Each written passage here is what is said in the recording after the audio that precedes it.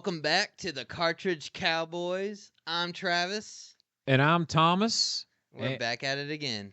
And thank you for having me again, Travis, at our new studio in your new house. Yeah, man. No worries. I'm glad to have you here. Anytime. Yeah, man. I'm just so pumped about all the gaming we've been doing, the gaming that we're going to be doing. And we got some new types of games that we've been doing. We just did some work with the Virtual Boy episode. And now we've got another bizarre console that I had picked up around the same time, and that's the TurboGrafx-16, baby. Let's go. The 4th gen might be the goated gen when you look at it. I don't know. Ooh, that's a pretty bold statement there. Super Nintendo, Genesis, Virtual Boy, TurboGrafx-16. I mean, come on, man.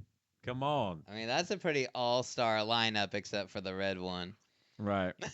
No, but so the deal is with the Turbo, I was telling myself, this is literally, I've been going to church, right? Yeah. Been connected with my family, and then Lent just happened, and I told myself, I was sitting there, I was like, dear video game Jesus, I'm not going to buy any games. I'm not going to buy any games for Lent. I'm giving up buying games for Lent. And then literally 2 days later, I bought a TurboGrafx-16 in the wild. Oh, man. Over at the D-pad, right? There's our buddies at Alpha Strike. Oh, Alpha. When San Marcos, Texas, we should probably make a short about Alpha Strike. They're really a Magic the Gathering place where people have tournaments. Yeah. But they have a really good game selection for a card place. They really do. And I still live in San Marcos. Oh, cut that out. But not for long, so we doesn't really matter. Yeah. And yeah, they had a TurboGrafx in there for $170. That's a great deal. And I was like, man, these things are $250 every other place that I've been to, or maybe $300. I mean, they're just way up there in prices because they're just a rare console. Yeah. And I said, man, under $200. Yeah, I'm walking out the door with this, no doubt about it. Well, hopefully Video Game Jesus understands. It sounds like he was tempting you, you know? Like you going to the desert getting tempted and, you know, a TurboGrafx-16. I think he might have done it too, to be honest. I don't think it's a sin. I think it's a good move. I've been playing it. I had you over. Yep. You played a couple of games. I did play a couple games, and I will admit, it was awesome. I really, really enjoyed what I got to experience so far, and really looking forward to playing some more. What were we playing? The Keith Courage? We played Keith Courage in Alpha Zones. Not Alpha Zone. Alpha Zones. Man, plural zones. Man, all I remember is that it was hot. It was hot, baby. It was hot up in the Alpha Zone. It was hotter than Texas, it seemed like. Couple alpha males, playing Alpha Zone. Okay, brother. Hey, don't forget the courage, my friend. Don't forget the courage. So much courage. No, that was the original pack-in, apparently. Oh, nice. Keith Courage and Alpha Zone, and that's why it only cost me like $14.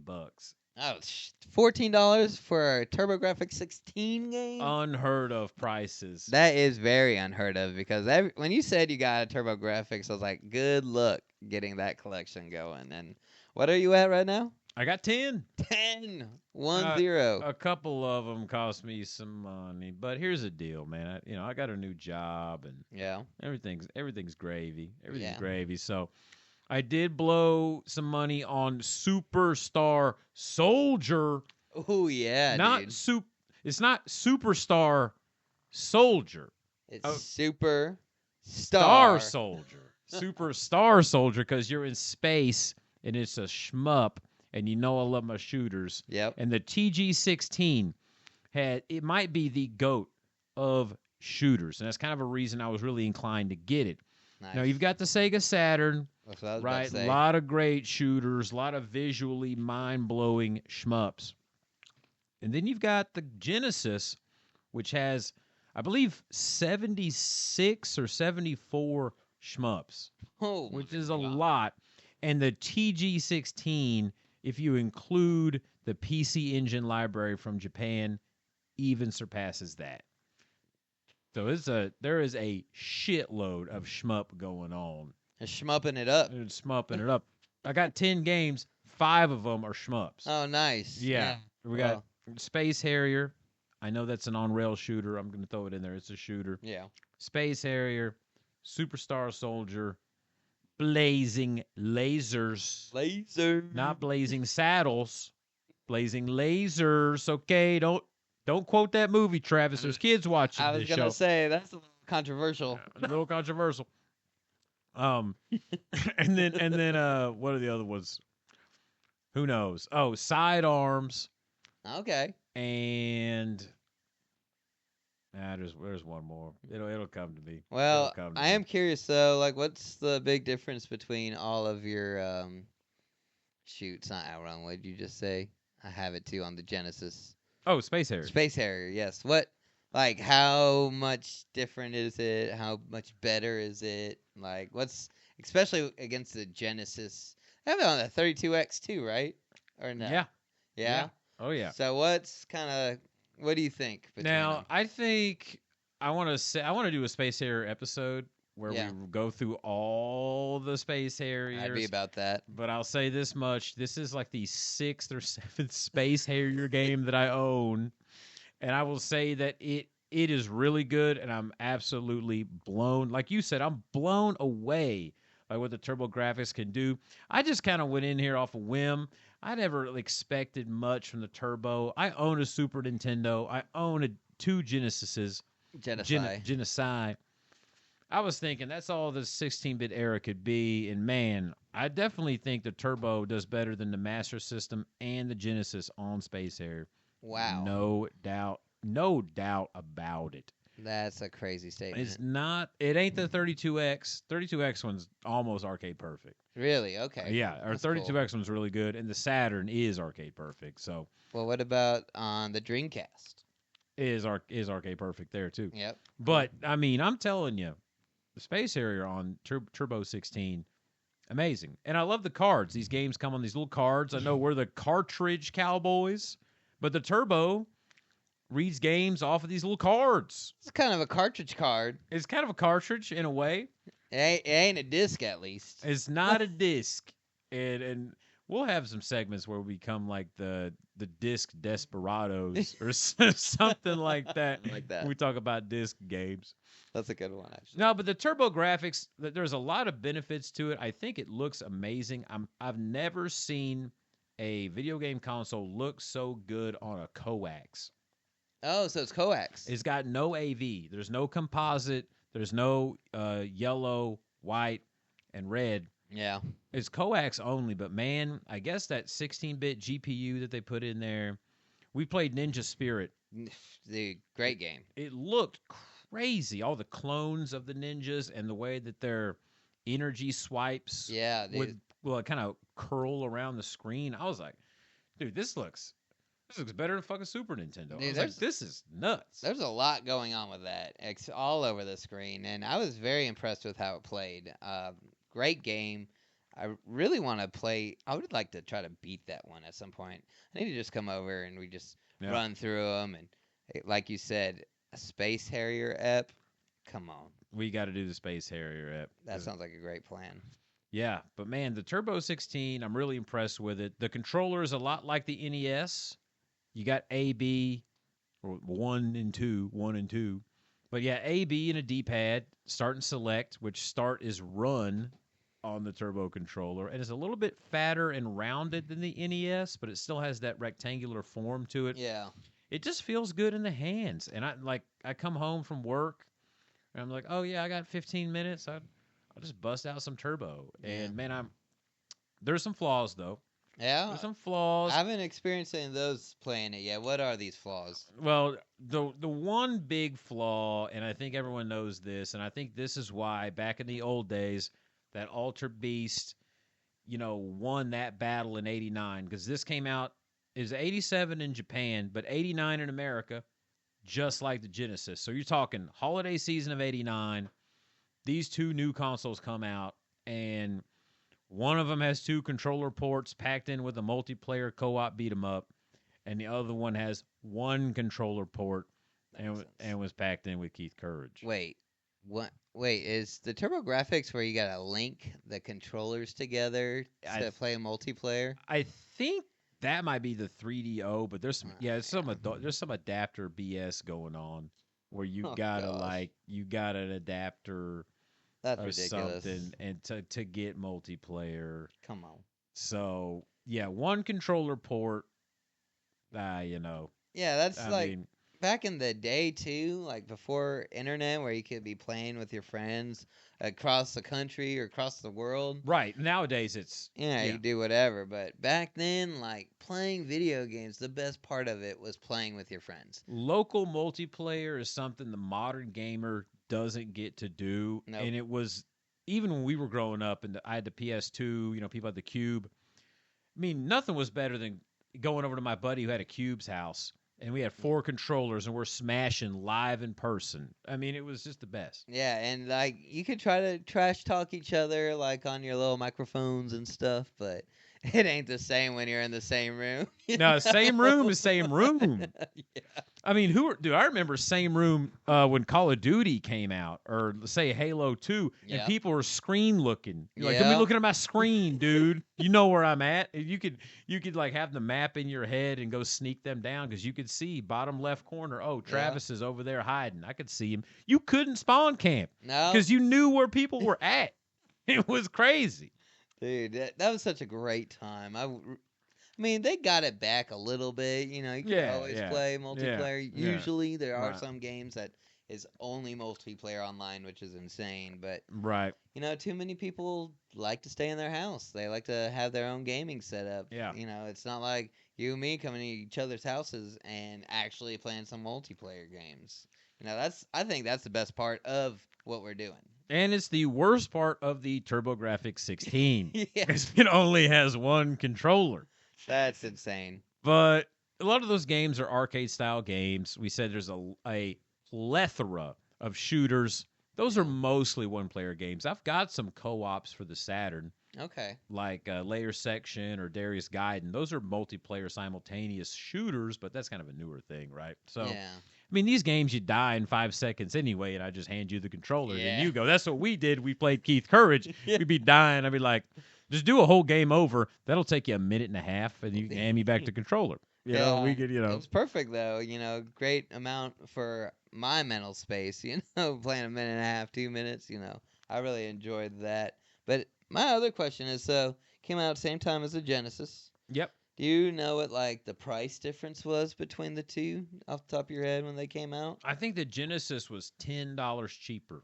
Oh, that's not too bad then. I think it was $199 for the Turbo, $189 for the Gen. Okay. I want to say something like that. I think it was a $10 difference. But, this thing was a huge hit in Japan. I think a lot of people say that. It was called the PC Engine in Japan, and it sold like hotcakes, and it had a huge library over there. And they just tried to take what worked over in Japan over here, and it just didn't work because Americans we're just different culture of people. We're built different. We're built different, dog. But it is an insane system. I'm not going to get too far into this, but, as a Sega guy, Sega has made so many weird, bizarre decisions as far as hardware is concerned. We talked about the 32X. You've got the Saturn and the 32X at the same time. The Sega, the CD, the Nomad, the Model 2 Genesis, the Model 2 CD, the CDX. That's what I want. Yeah, so there's so many just weird moves Sega was doing with hardware, the power base converter, the Master System, Model 2. So, but Turbo, I think, even ramps it up to a whole new realm. I guess because I'm not familiar with it. Yeah. But you've got the TurboGrafx. Then you've got the TurboGrafx CD. Yeah, that's what I wanted to ask about was, can you get like a CD port to put onto your TurboGrafx like you can for the Sega with the Sega CD? Oh yeah. Well, there's and I have it. I've already kind of disassembled it, but there's like a black shell that looks like the back half of the console. Okay. And it has like the console logo on the back. You rip that off, and there's a giant, like 5 or 6 inch, just like VCA port, like off a computer, like this big thing that looks like the back of a computer with a bunch, like 16, 20 pins on it. Okay. You stick the CD attachment on that, and then you can play Turbo CD games. That's fire. That is very fire. I think it's the first CD expansion in Japan, the PC Engine CD, which has Castlevania, Dracula X, Rondo of Blood, son. Dude, get blooded. Get blooded. But ain't that also like a $300-$400 game? Yeah, we're not getting close to that. But what I wanted to say with the family of consoles is that, okay, you got PC Engine CD. Now you got TurboGrafx, which is a different form factor, and you got the TurboGrafx CD. Okay. Which, these are all region locked, by the way. Oof. Then there's the Turbo Duos, which are a CD and card in one unit. That's sick. And you get the Turbo. There's a couple different Turbo Duos, and then you've got the Super Graphics. Okay. Right. All right. And so, and there's just, I'm not listing all of them, but there's just an entire family of NEC Turbo machines where I've just got the bare bones, like just regular Turbo 16. Yeah. But there's a bunch of other weird shit out there that I don't even know about. I'm about to go to YouTube and ask Metal Jesus or whoever the about what's up with the Super Graphics, what's up with the Turbo Duo, what's up with the Super Turbo Duo. Like, why are there so many versions of the Turbo and it tanked? Probably because there's too many of them. Probably because there's too many of them. But there's also a handheld. There's a handheld that plays the regular HuCard games. Dang.